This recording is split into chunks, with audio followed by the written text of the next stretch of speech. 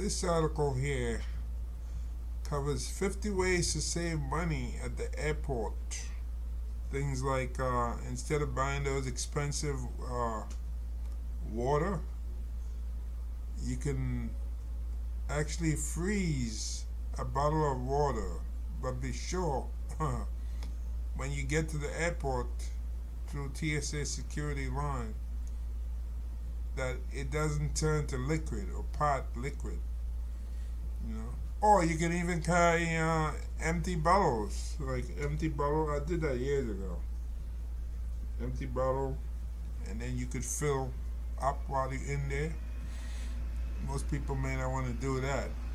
The frozen one sounds good. Like you freeze the water, make it ice, and it usually takes a while before it starts melting.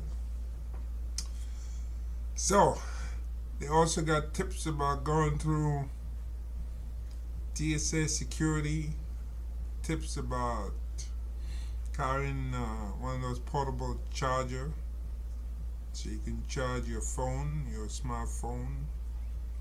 I'm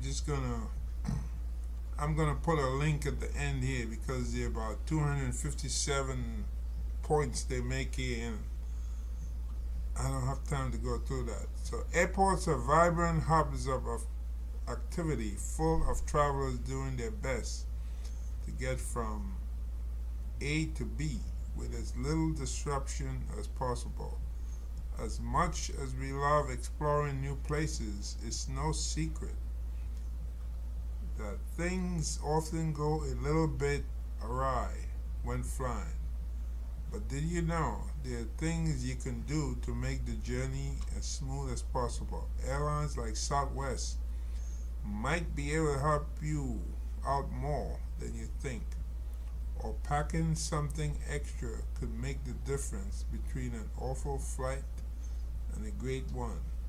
Even if you think you have got your airport routine down to a T, you might want to consider these helpful tips. They have number one on the list: bring your headphones. Yep. Bring your headphones. That may help. Don't be afraid to ask for an upgrade. When entering security check, head to the left checkpoint. Yeah, you can find out later by checking the link and see why they say go left instead of going right. Don't forget to bring a portable charger. That's for your phone. See that? Sometimes you can't find an outlet to charge. Bring wet wipes and hand sanitizer. If you don't like turbulence, book an early morning flight. That's when you have less traffic in the air, so less turbulence. Bring your own spare Ziploc bags. Check in 24 hours before your flight. Yeah, that's a good idea. Take a photo of your checked luggage. Freeze your liquids to bring on planes. Right there, a frozen bottle of water, etc. Right here, frozen bottle. Find the best seat on the plane when you check in. Fly red eye. Red eye, of course, is the overnight flight, and you arrive in the morning. Like I did that, I think, one time. Los Angeles to New York, and arrive in the morning. But that's good when you have a home to come to, you know, instead of a hotel, because hotels often you gotta check in maybe like 1 o'clock, 2 o'clock in these hotels. So it makes no sense arriving early and you don't have a hotel to check in to. But if you come in home, sure, you can do the red eye. Bring an empty water bottle. One of the major ways that airports make money is by people grabbing snacks when they're waiting for flights. If you always find yourself buying a bottle of water when you check in, then don't. Bring an empty water bottle with you and fill it up once you get through security. It's true. The water in the airport is very expensive. Always wear red clothing. Well, further down they contradict this by saying don't wear anything like too bright. You stand out for security. But this is if you don't want to be separated from other people you're traveling with. They will see you wearing red. Always check your flight status before heading to the airport. Keep a collection of hotel toiletries. See, like these from the Hilton or what have you. And those you can easily take with you on the plane and check in. They're not above the 3-ounce limit. Sign up for a VIP airport lounge. $40 to $50. Frequent flyer miles. Yeah. Avoid waiting in line to get your flight rebooked. They suggest you go on the phone, speak to somebody. Well, good luck with that. Avoid wearing brightly colored coats and other clothing. See, this contradicts wearing red, like they said before. Take a nap at the airport. Good luck with that too. Depending on the airport, I think Hong Kong has, from what I understand, Hong Kong airport you can actually take a shower, and there's a place there you can relax, and you don't have to be in a VIP lounge or anything like that. That's what I remember. Somebody used to travel. I never did it, but somebody who was traveling, I think to the Philippines, coming from Los Angeles, and he said he used to take showers at Hong Kong airport. Store your laptop in an easy to access place, like a special laptop bag, so you can easily reach in and get it. Take a photo. By the way, I think some airports are getting those new machines, like the ones they use in the hospitals, because removing a laptop, and putting it out just a laptop only is really a hassle. One time I did forget my laptop. I mean, this is how ridiculous it is. When you have to pull out so many things, a security point, you can forget stuff. And another thing too, some of these things they want only in one bin, so that's a problem. So you can have several bins. So if they can look through your bag and they can look through the laptop and see it's fine, that would save a lot of issues or problems, because you can just like say, wow, leave my laptop in my carry-on, but nope, they always are. Do you have a laptop? Take your laptops out. That's such a waste of time when you have technology that can look through. Yeah, it may be more expensive, but hey, living at this for what, 20 years or more? All this slows down the line, taking a laptop, removing shoes, removing belts, all kinds of crazy stuff.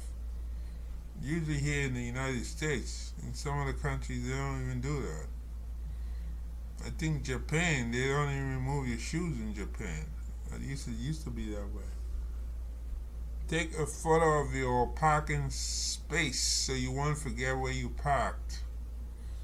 Then in another one, they say like in New York, if you it's best to just take a taxi because parking is so expensive. I think they mentioned like $42 at JFK. I'm not sure if that's the regular parking lot or the long term, because there is a long term parking lot and there's the one where if you just go meet people, That one is more expensive. So I find it hard to believe that you'll have to pay $42 in long-term parking a day. That sounds kind of crazy. Wrap your luggage or handle or bag handle. I'm gonna show right here. I see this in Asia a lot. They have those machines you can wrap your luggage so people won't steal too. Yeah, they say this is a trick to get your baggage to you faster. Just tie a brightly colored scarf, tie, or another piece of material to the handle. Yeah, so you can see it. Sign up for TSA pre-check or global entry. Well, some airports they don't have that. Always check for free Wi-Fi. Pack your liquids and electronic devices at the top of your carry-on bag so they stand out. They can be conspicuous. So you don't have to go digging and looking. So this shit right here. See, everything passport at the top. Who puts $100 bills like that? I wouldn't. Book your flights on Tuesdays and Wednesdays for better deals. Get a portable weight checker to avoid overweight baggage fees. I have one of these. Yeah, that it comes in handy because I think if you fly international, I think it's what about 44 pounds or something. Yeah, that's about the maximum. Don't listen to your music. Use the TSA app to find out wait times. No need to rush to board. Pack the most important belongings in your carry-on. That's true. Like medicine, things like that, eyeglasses if you have stuff like that. Carry a power strip. This is the power strip right here. And these. Invest in laptop stands so you can work in reclined seats. Sit on the front side of the plane. Well, that's probably more, usually costs you more money to sit on the front side of the plane.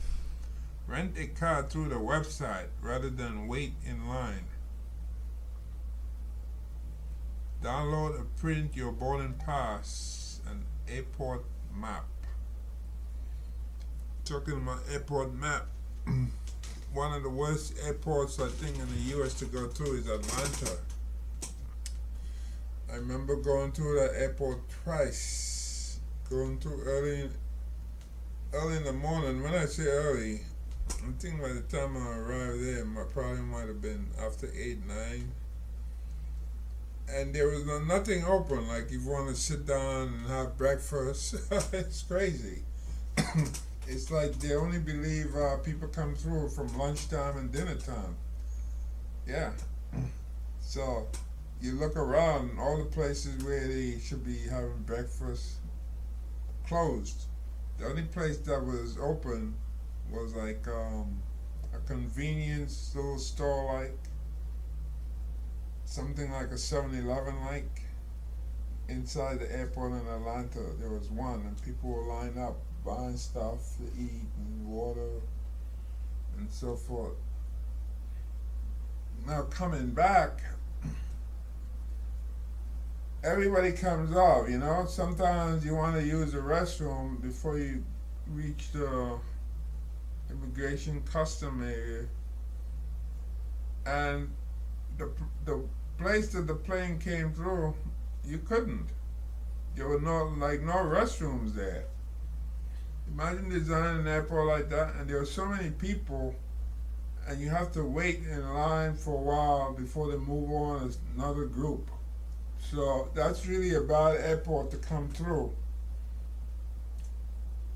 if you need to use the restroom. Really horrible. I don't know who designed that airport. So when they say use your boarding pass and airport map. So fair warning, if you go through Atlanta Airport. Also, Atlanta Airport, you have to use like one of those. It's like a train, like a shuttle train that takes you to the other side of the airport, depending where you're going, whether you're going international or domestic, and so forth. You have to use one of those. So, and then when you do reach the customs area, it's like, wow, it's like so many people on that line. It's like a whole big area. It's like everybody goes through there. It's not like how JFK is with different terminals. It's like one terminal you go through, and everybody is forced through that one area. However, when you arrive there in the whole area, they do have restrooms, but you have to calculate, should I use the restroom or should I get in that line, because the line is so long. So you can use the restroom, but by the time you get out of the restroom, the line is going to be much longer. So you have to calculate whether you're going to pee yourself or not. Very, very terrible airport to arrive in. And then after that, you have to go outside to the other end. Oh, and to get to that area, I think you had to go through security again before you get to that area. You know, either you come through and then you go through security, something like that it was. But there's a step whereby when you arrive in the airport at one point, I think after you leave the custom area and you want to go to the domestic end or something like that, you have to go through security even though you're in the airport. It reminds me of some places in Asia, like in Japan and South Korea. You land there, you just get off the plane, and then have you go through security, the X-ray, and so even though you just came off a plane where that's supposed to be secure, they want you to waste your time and go through security, which is really a bunch of crap, you know. But usually in the U.S. it's not like that. When you land here off a plane, at least at JFK, you go straight to customs. You don't have to go through any especially if you're going through you're connecting, you don't have to go through any security. Now the only time you may have to go through is if you leave in that particular terminal and you go into another terminal, then then you have to go through security. But if you're in the same building, no. Because I remember TWA, when I worked there, people come off TWA and they just put their bags there. As soon as they leave the customs area, there's outside there, it says connecting flights. You clear your bags, you pick up your bags, and then you hand your bags over to the agents where it says connecting flights. Now, getting back to this, it says switch to glasses from contacts. Your eyes won't dry out mid-flight. So wear eyeglasses. If you're a person who wear eyeglasses, contacts. Wear shoes with socks. Airport lounges sell all-day passes. All-day passes. Start emptying your pockets when on the security line. Compression socks help with jet lag. if you wear them for more than 5 hours. See, right there. Don't fly on the eve of major holidays like Thanksgiving, 4th of July. Be the last on board. Be the last on board. Pack a lot of snacks, right? It costs you less to buy snacks. Not at the airport. Buy them, buy them in the store before. Because at the airport, everything is expensive. You have to pay money for the concession fee and all that. Stand in line near the business class check-in. You save time when it's time for you to board. For those who don't like boarding at the end, they should get close to board near the front by boarding in line near the business check-in. Though you'll get booted if you are not in the business class, standing near there will put you in an optimal position when it comes time for you to board the plane. So that's one trick. Take the seat near the emergency exit and up for the second row instead of the first one. Well, emergency exit, usually you can't take that. Usually either they give it to you when you check in, or if you could take it, they probably charge you more money, some airlines. So this may not really be free. Because I was on occasion whereby they did give me emergency exit. I think it was in Asia, probably like a 5-hour flight. So that came in handy. You could stretch your legs. I think it was Emirates Airlines. Shrink wrap your luggage to minimize scratches and dents. I don't really care about that, about my luggage being minimized with scratches and stuff forth. Scratches shows that you're traveling. Change your portable battery pack, not your phone. And to get extra time on the airport Wi-Fi, roll back the time on your device. Whatever that is, I didn't read up on that. Let me see that. You won't have to pay for Wi-Fi. There are lots of airports that offer complimentary Wi-Fi with no restriction. Though sadly, quite a few still have time caps on their Wi-Fi. Once you hit the time cap, you either have to pay for more Wi-Fi or go through the tedious reboot process. Resist the urge to drink before your flight. They're talking about alcohol and dehydration. But you can bring alcohol under 3 ounces. Bring gum if traveling with children. Don't wear a belt. Less hassle and hold up going through security.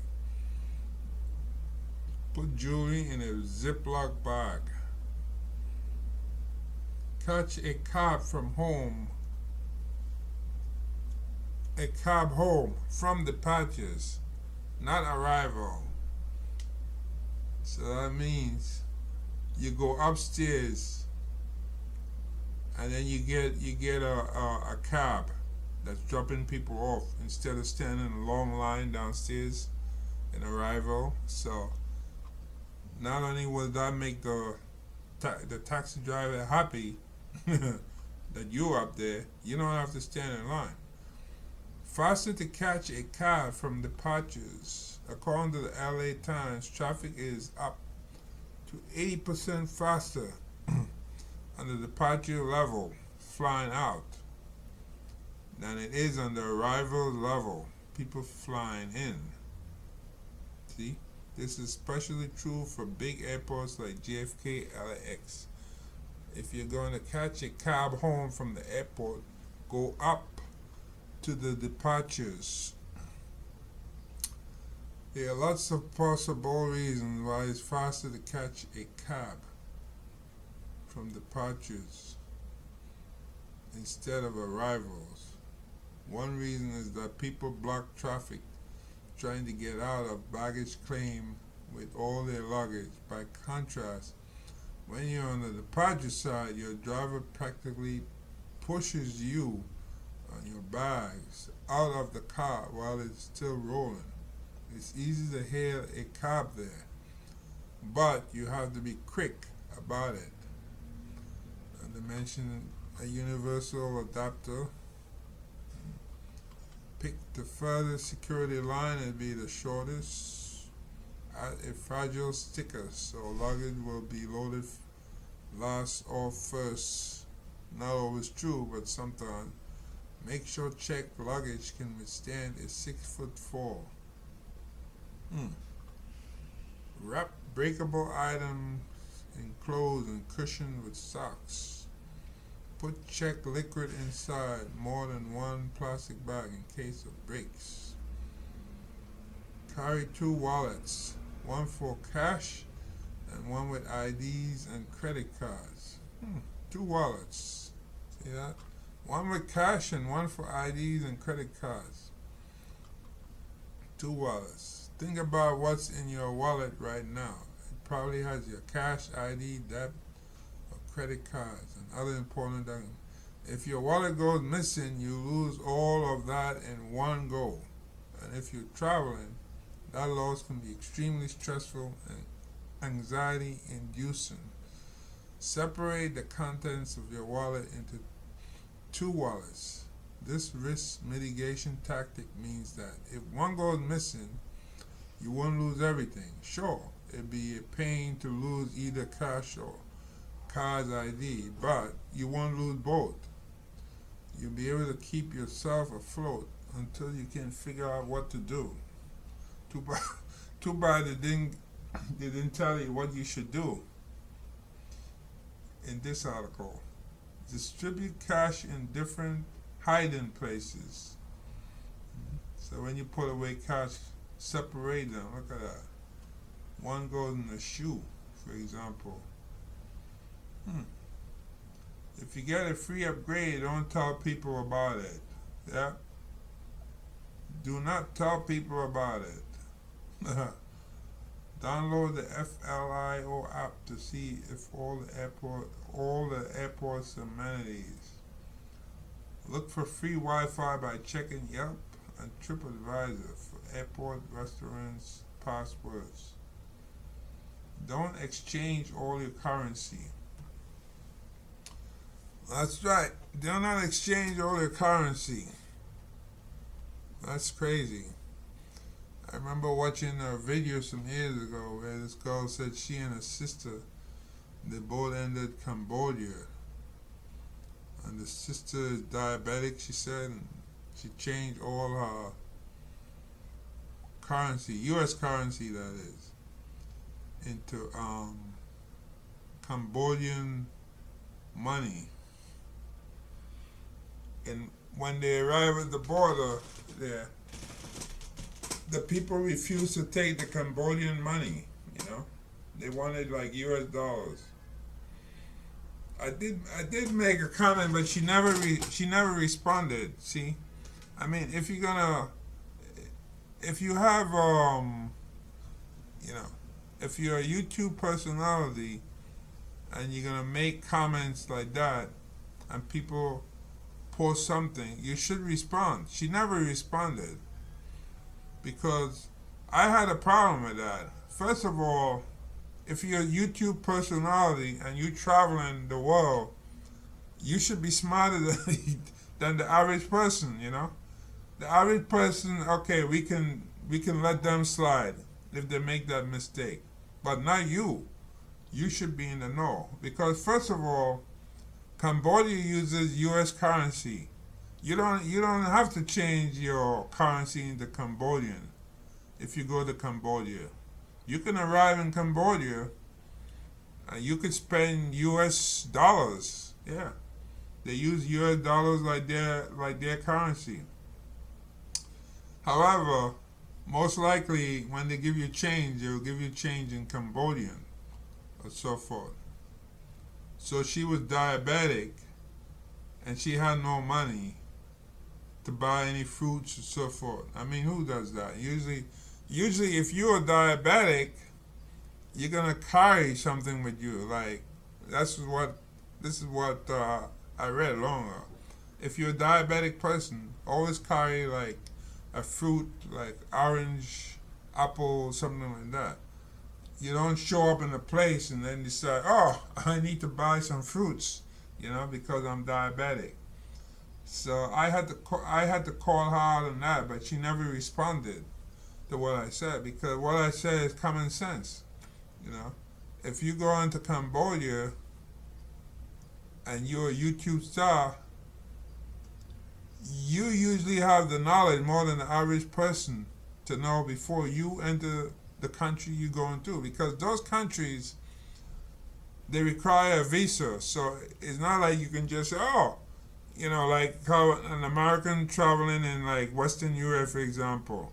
If I'm traveling in Western Europe, and let's say, okay, I'm in Switzerland, and I want to head over to Italy, I don't have a problem. I can just change my mind if I wanted to go to like France, for example. Like, say, oh, let me not go to France. Let me go to Italy instead. Okay. Or let me go to, let's say, Luxembourg, or let's see, or maybe I'll go to Germany, or one of those countries. You can do that, but when you're in like a country like a place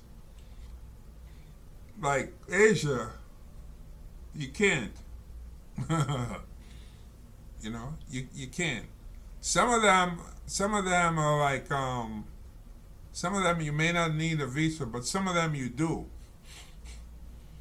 Cambodia is one of those countries they do. Cambodia, Laos, for example. You go to Laos, you need a visa to get into Laos.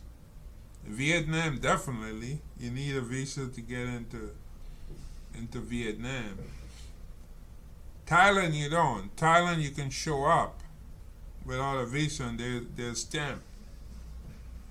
They give you, I think, like maybe 30 days or so forth. You know. But Cambodia, definitely. So that's another thing.